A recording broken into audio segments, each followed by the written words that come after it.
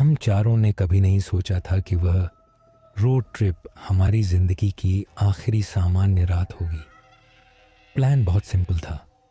दिल्ली से स्पीति तक ड्राइव, पहाड़, बर्फ, ड्रोन शॉट्स और ढेर सारी रील्स। मैं गाड़ी चला रहा था। साथ में थे मेरे 3 सबसे करीबी दोस्त, आदित्य, करण और निशा। कॉलेज के बाद पहली बार हम सब एक साथ कहीं दूर जा रहे थे। रात करीब 11:30 बजे हम हाईवे से हटकर पहाड़ी रास्ते पर चढ़ चुके थे।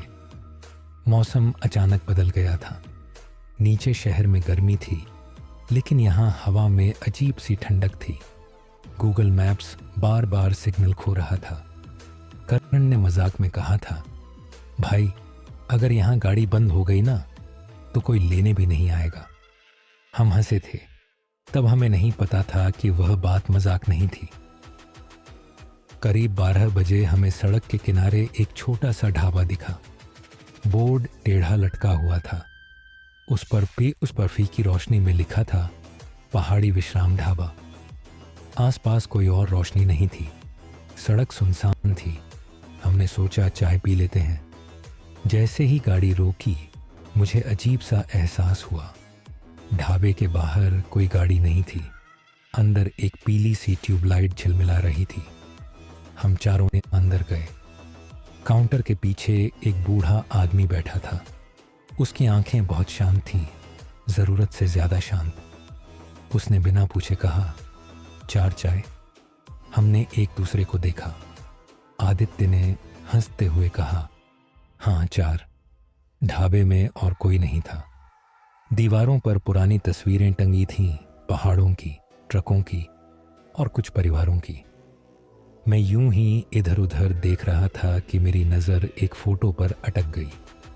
मेरे हाथ से कप लगभग छूट गया। वह फ़ोटो हमारी थी। हम चारों बिल्कुल उसी कपड़ों में, उसी गाड़ी के सामने खड़े हुए। पीछे यही ढाबा। नीचे तारीख लिखी थी, कल की। मेरे गले में कुछ अटक गया। मैंने धीरे से आदित्य को फ़ोटो दिखाई। पहले तो उसने कहा, फ़ोटोशॉप होगा, कोई मजाक। लेकिन जैसे जैसे हम तीनों ने गौर से देखा, हमारी हंसी गायब हो गई। फ़ोटो में हम चारों के चेहरे अजीब तरह से फीके थे, जैसे किसी ने रंग चूस लिया हो।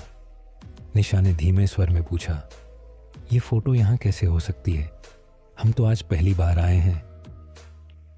मैंने बूढ़े ढाबे वाले से पूछा, ये तस्वीर किसने लगाई? वह मुस्कुराया, आप ही तो आए थे कल। खाना खाया, फ़ोटो खिंचवाई और फिर चले गए। करण झुंझलाया, क्या बकवास है? हम आज पहली बार इस रास्ते पर आए हैं। बूढ़ा शांत स्वर में बोला, पहाड़ों में रास्ते खुद को दोहराते हैं और लोग भी।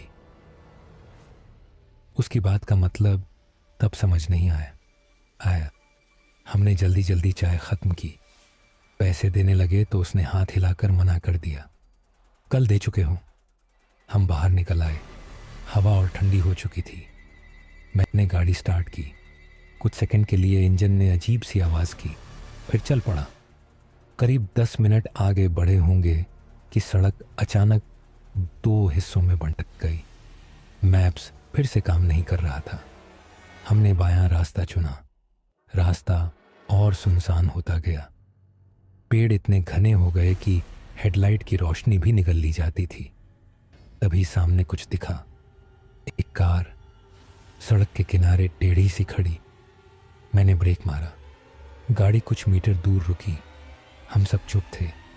वह कार हमारी ही मॉडल की थी। वही रंग, वही नंबर प्लेट। नंबर प्लेट पर मिट्टी जमी थी, लेकिन नंबर साफ था। वह हमारी ही गाड़ी थी। निशा की सांसें तेज हो गईं। ये कैसे हो सकता है? आदित्य ने कहा, कोई प्रैंक है, कोई हमें ट्रैक कर रहा है। मैं गाड़ी से उतरा। बाकी तीनों भी धीरे धीरे बाहर आए।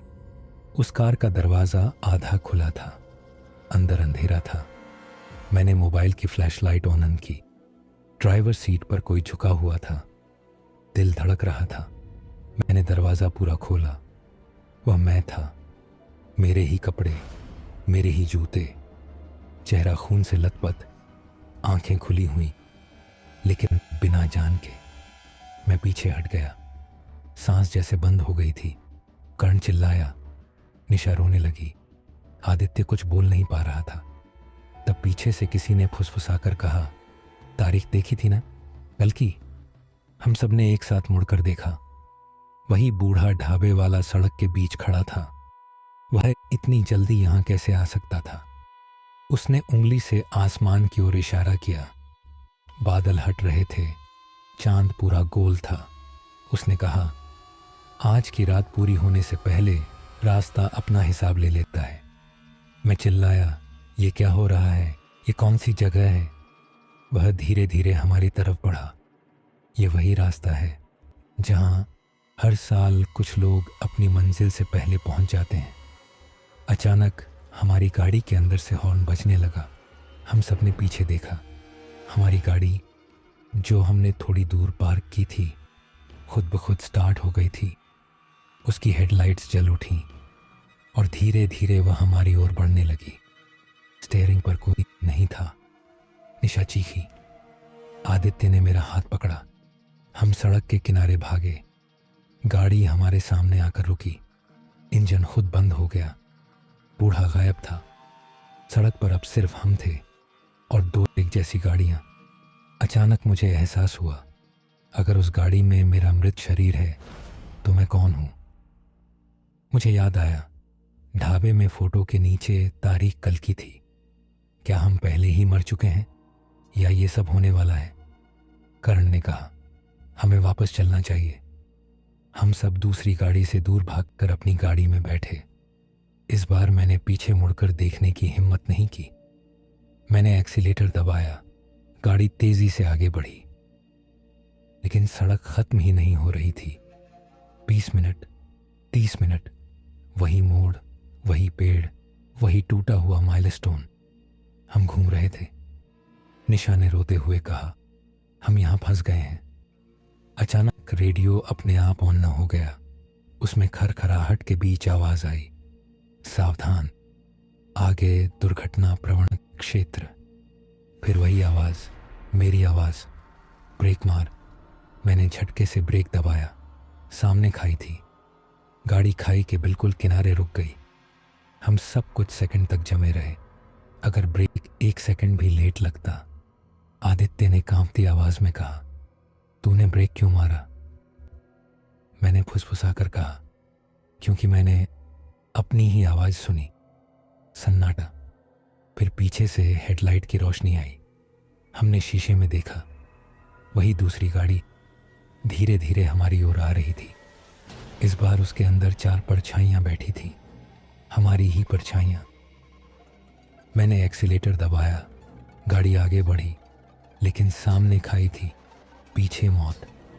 तभी बूढ़े की आवाज फिर गूंजी, रास्ता 2 बार मौका नहीं देता। मुझे अचानक समझ आया, फोटो में तारीख कल की थी। शायद वह भविष्य नहीं, अतीत था। शायद हम पहले ही इस रास्ते से गुजर चुके हैं। शायद उस गाड़ी में जो लाश थी वह पिछले चक्कर की थी। मैंने अचानक स्टीयरिंग घुमा दिया। गाड़ी खाई की तरफ नहीं, बल्कि साइड में पत्थरों की तरफ मुड़ी। जोरदार टक्कर हुई। एयरबैग खुला। सब कुछ अंधेरा। जब आंख खुली, सुबह हो चुकी थी। गाड़ी सड़क किनारे टूटी हुई खड़ी थी। हम चारों जिंदा थे। हल्की चोटें थीं, लेकिन जिंदा। सामने कोई खाई नहीं थी। सड़क सामान्य थी। दूर एक ट्रक जा रहा था। सब कुछ सामान्य। हमने एक दूसरे को देखा। क्या ये सपना था? हमने पीछे मुड़कर देखा। वह दूसरी गाड़ी कहीं नहीं थी। मैंने धीरे धीरे गाड़ी स्टार्ट की। इस बार इंजन सामान्य था। हम चुपचाप आगे बढ़े। करीब आधे घंटे बाद हमें एक पुलिस चौकी दिखी। हमने गाड़ी रोकी और पूरी बात बताई। पुलिस वाले पहले हंसे, फिर गंभीर हो गए। उनमें से एक ने कहा, आप लोग रात को किस ढाबे पर रुके थे? मैंने नाम बताया। वह एक दूसरे को देखने लगे। एक बूढ़े सिपाही ने कहा, वह ढाबा 5 साल पहले बंद हो चुका है। मालिक की सड़क दुर्घटना में मौत हो गई थी। कहते हैं हर साल उसी तारीख को वहाँ कुछ हादसे होते हैं। मेरी रूह कांप गई। कौन सी तारीख? उसने कैलेंडर देखा, वही तारीख जो फोटो के नीचे लिखी थी। हम चुप हो गए। हमने फिर कभी उस रास्ते से जाने की हिम्मत नहीं की। लेकिन कहानी यहीं ख़त्म नहीं हुई। 2 दिन बाद जब हम शहर लौटे, मैंने अपने कैमरे की फुटेज चेक की। हमने ढाबे पर कुछ क्लिप्स शूट किए थे। वीडियो में हम चारों चाय पी रहे थे, लेकिन काउंटर के पीछे कोई नहीं था। चाय के कप खुद ब खुद काउंटर पर रखे दिख रहे थे, और दीवार पर जहां हमारी फोटो थी, वहां दीवार खाली थी। वीडियो के आखिरी फ्रेम में कैमरा अचानक मुड़ता है। पीछे सड़क दिखती है और दूर वही दूसरी गाड़ी खड़ी है। उसकी हेडलाइट्स ऑन है और ड्राइवर सीट पर कोई बैठा है। चेहरा साफ नहीं दिखता, लेकिन जैसे ही वीडियो ख़त्म होता है, स्क्रीन पर एक फ्रेम के लिए तारीख चमकती है, कल की। उस दिन से मुझे हर साल उसी तारीख के पास अजीब सपने आते हैं। मैं फिर उसी सड़क पर होता हूँ, वही ढाबा, वही बूढ़ा। वह मुझसे कहता है, इस बार कौन सा रास्ता चुनोगे? मैं पसीने में भीगा उठता हूँ, और हर बार मेरे फ़ोन में एक नोटिफिकेशन होता है, मेमोरीज फ्रॉम दिस डे। उसमें हमारी चारों की वही फ़ोटो, नीचे तारीख, हर साल बदलती हुई, लेकिन हमेशा कल की। मैं नहीं जानता हम उस रात सच में बचे थे या बस एक और चक्कर शुरू हुआ था। कभी कभी जब मैं गाड़ी चलाता हूँ और देर रात कोई सुनसान ढाबा दिखता है, तो मैं शीशे में अपना चेहरा देखता हूँ। डर इस बात का नहीं कि सामने क्या है, डर इस बात का है कि कहीं किसी और सड़क पर कोई और मैं पहले से खड़ा तो नहीं। और अगर अगली बार आप किसी पहाड़ी रास्ते पर आधी रात को एक सुनसान ढाबा देखें जहाँ दीवार पर आपकी ही फोटो टंगी हो, तो चाय मत पीना, क्योंकि हो सकता है आप वहाँ पहले ही आ चुके हो। मैंने उस रात के बाद कसम खाई थी कि उस रास्ते का नाम भी नहीं लूँगा, लेकिन रास्ते शायद इंसानों की कसमों से नहीं डरते। 1 साल तक सब कुछ सामान्य रहा। हम चारों ने उस घटना के बारे में खुलकर बात भी नहीं की, जैसे किसी अनकहे समझौते में तय हुआ हो कि जो हुआ उसे दिमाग की गलती मानकर आगे बढ़ जाना ही बेहतर है। लेकिन ठीक 1 साल बाद, उसी तारीख से 1 दिन पहले, मेरे फ़ोन पर एक अनजान नंबर से लोकेशन पिन आया। मैसेज में सिर्फ 2 शब्द थे, यहीं मुड़ना। मैंने सोचा किसी का मजाक होगा। नंबर ट्रू कॉलर पर नहीं था। मैंने इग्नोर किया। रात को सोया तो वही सपना, वही पहाड़ी मोड़, वही ढाबा। इस बार फ़र्क इतना था कि दीवार पर सिर्फ हमारी नहीं, कई और लोगों की तस्वीरें टंगी थीं। हर फोटो के नीचे अलग अलग तारीखें, और सबके नीचे एक ही शब्द, दोहराव। सुबह उठा तो देखा वही लोकेशन पिन फिर आया है, इस बार साथ में एक फ़ोटो भी। सड़क का वही टूटा हुआ माइलस्टोन जिस पर हमने उस रात चक्कर काटे थे, लेकिन फ़ोटो के कोने में टाइम स्टैम्प था, आज की तारीख। मेरे हाथ ठंडे पड़ गए। मैंने तुरंत आदित्य को कॉल किया। उसने फ़ोन उठाते ही कहा, तुझे भी आया? कर्ण और निशा को भी वही मैसेज मिला था। हम चारों ने तय किया कि इस बार भागेंगे नहीं, अगर कुछ है तो ख़त्म करके ही लौटेंगे। शायद यही रास्ता चाहता है कि हम वापस आएं। शाम तक हम फिर उसी हाईवे पर थे। इस बार माहौल अलग था। गाड़ी में हंसी नहीं थी, म्यूज़िक बंद था, सिर्फ इंजन की आवाज़ और हमारी भारी सांसें। रात होते होते हम उसी मोड़ पर पहुंचे जहां पिछले साल ढाबा दिखा था। सड़क वैसी ही थी, हवा में वही ठंडक, लेकिन इस बार ढाबा वहां नहीं था, खाली ज़मीन। मैंने गाड़ी रोकी। यहीं था। कर्ण ने टॉर्च ऑन की। मिट्टी पर जले हुए लकड़ी के टुकड़े पड़े थे, जैसे कभी यहाँ कुछ बना था और फिर जला दिया गया। अचानक पीछे से वही पीली रोशनी झिलमिलाई। हमने मुड़कर देखा। ढाबा वापस खड़ा था, जैसे किसी ने अभी अभी उसे हवा से बना दिया हो। निशा की आवाज़ कांपी, ये जगह हमें बुला रही है। इस बार हम खुद अंदर गए। बूढ़ा काउंटर के पीछे बैठा था, वही शांत आंखें। उसने बिना मुस्कुराए कहा, इस बार देर नहीं की। मेरे अंदर गुस्सा और डर दोनों थे। तू चाहता क्या है? वह बोला, मैं कुछ नहीं चाहता, रास्ता चाहता है। तुम लोग पिछले साल उसका हिसाब अधूरा छोड़ आए थे। आदित्य ने टेबल पर हाथ मारा। कौन सा हिसाब? बूढ़ा धीरे से उठा, दीवार की तरफ इशारा किया। इस बार हमारी फोटो के नीचे 2 तारीखें थीं, पिछली साल वाली और आज की, और फोटो बदल चुकी थी।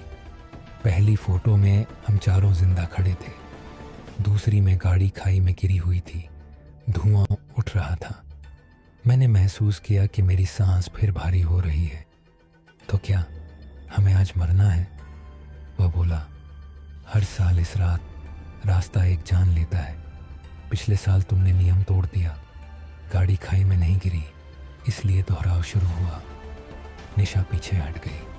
ये पागल है, बूढ़ा उसकी तरफ देखकर बोला, नियम टूटे तो संतुलन बिगड़ता है। 4 आए थे, 4 ही जाएंगे, बस क्रम बदलता रहेगा। मेरे दिमाग में एक बात क्लिक हुई, अगर कोई एक रुक जाए। वह चुप रहा। उसकी चुप्पी ही जवाब थी। हम ढाबे से बाहर भागे। इस बार सड़क सीधी थी, कोई 2 रास्ते नहीं। दूर वही मोड़ जहां खाई थी।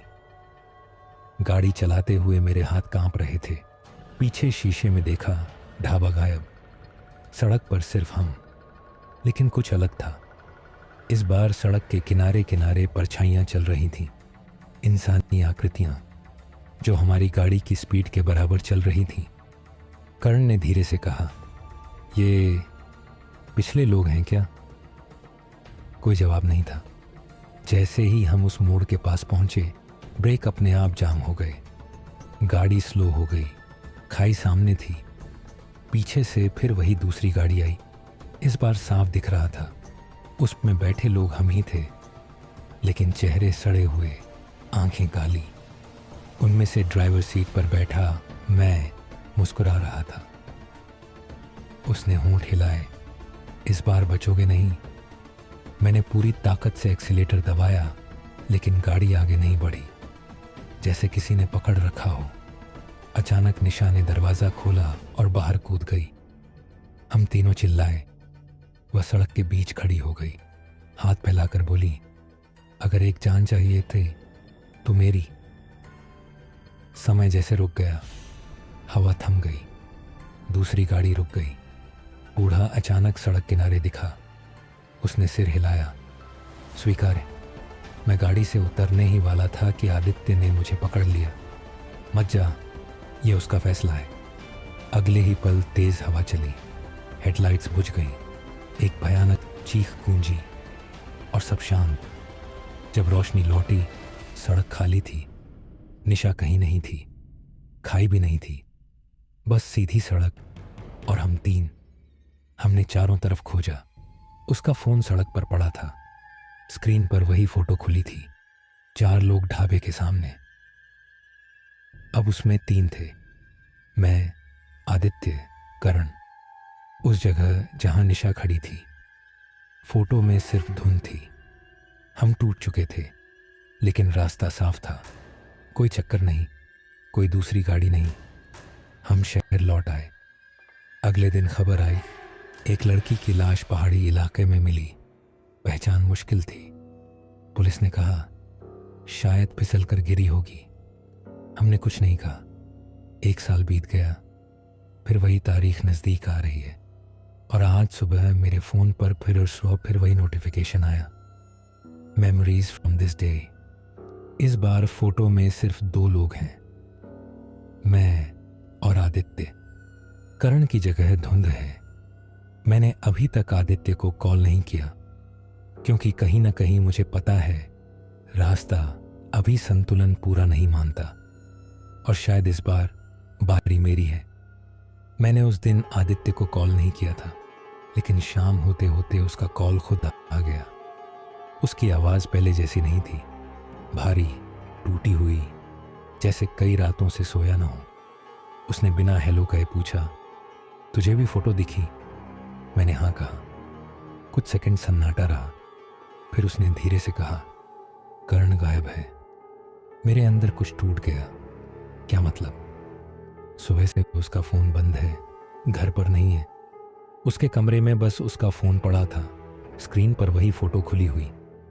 मेरे हाथ से मोबाइल फिसलते फिसलते बचा। मैंने दीवार पकड़ ली। सब कुछ फिर से शुरू हो चुका था। हमने तय किया कि इस बार भागेंगे नहीं, लेकिन इस बार हम 2 थे, 4 से 3 और अब 3 से 2। रात होने से पहले ही मैं आदित्य के घर पहुंच गया। उसकी आंखों के नीचे काले घेरे थे। उसने दरवाज़ा खोला तो लगा जैसे 1 साल में वह 10 साल बूढ़ा हो गया हो। टेबल पर कर्ण का फ़ोन रखा था, स्क्रीन पर वही फ़ोटो। अब उसमें सिर्फ 2 लोग साफ दिख रहे थे, मैं और आदित्य। बाकी जगह धुंध। लेकिन इस बार फ़ोटो में कुछ नया था। पीछे ढाबे के दरवाजे पर कोई खड़ा था। चेहरा साफ नहीं दिख रहा था, लेकिन वह आकृति पहचान में आ रही थी। कर्ण, आदित्य ने कांपती आवाज में कहा। क्या वो उधर है? मेरे दिमाग में बिजली सी कौंधी। शायद रास्ता सिर्फ लेता नहीं, रखता भी है। उसी समय मेरे फोन पर लोकेशन पिन आया। वही पहाड़ी रास्ता, वही मोड़। इस बार मैसेज में सिर्फ 1 लाइन थी, 2 बाकी हैं।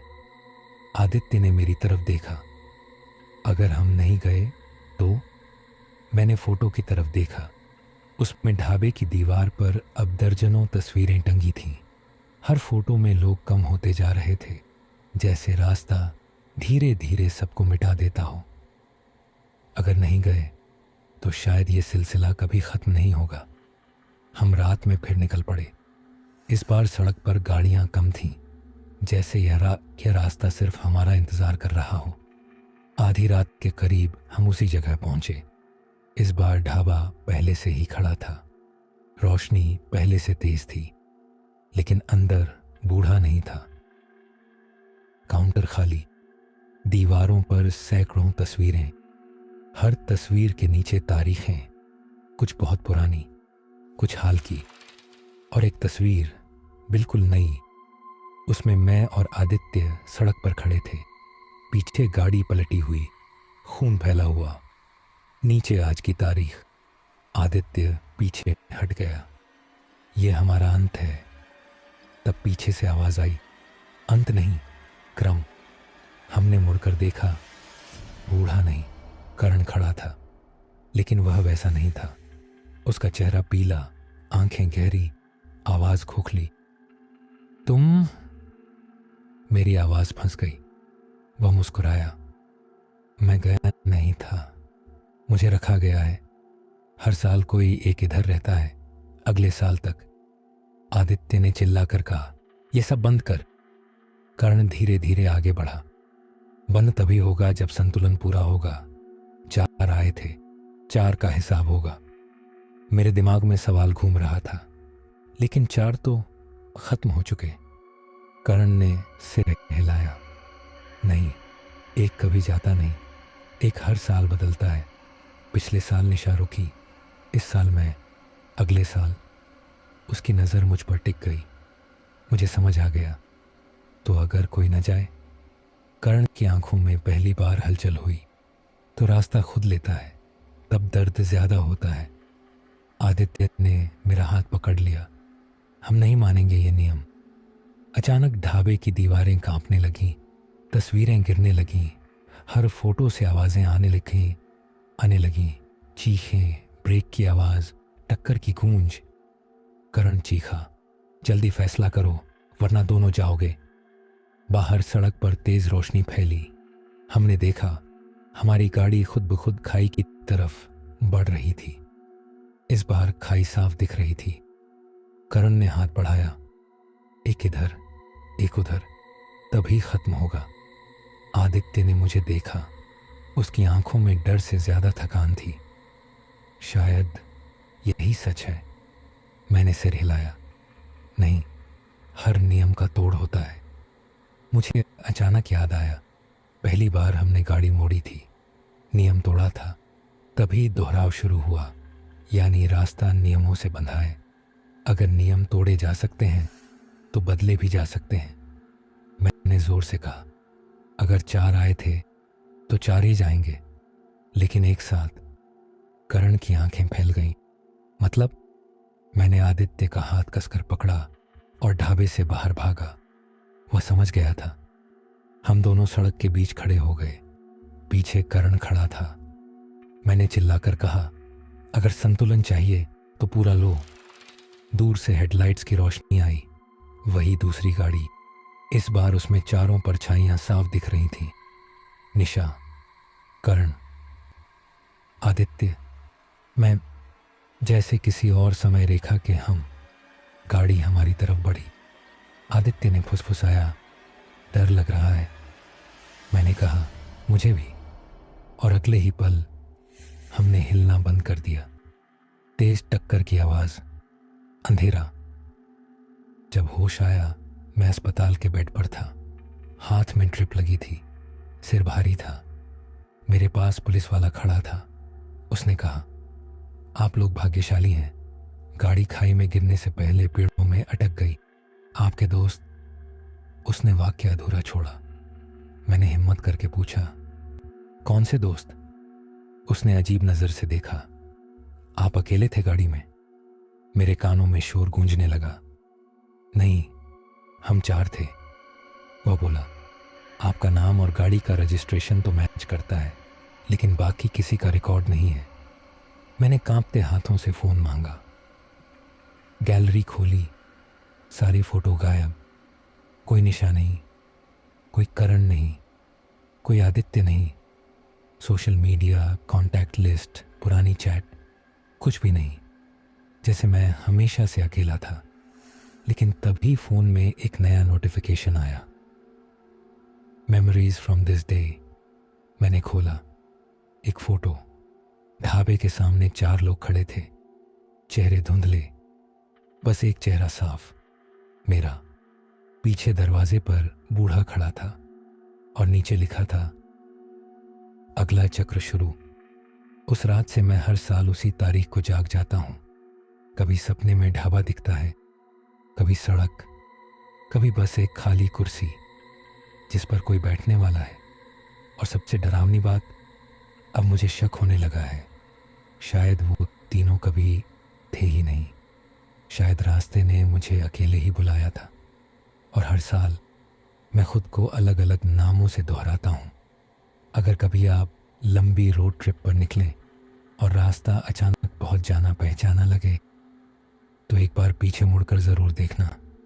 हो सकता है वहाँ कोई खड़ा हो जो बिल्कुल आपकी तरह दिखता हो और इंतज़ार कर रहा हो कि इस बार कौन रुकेगा।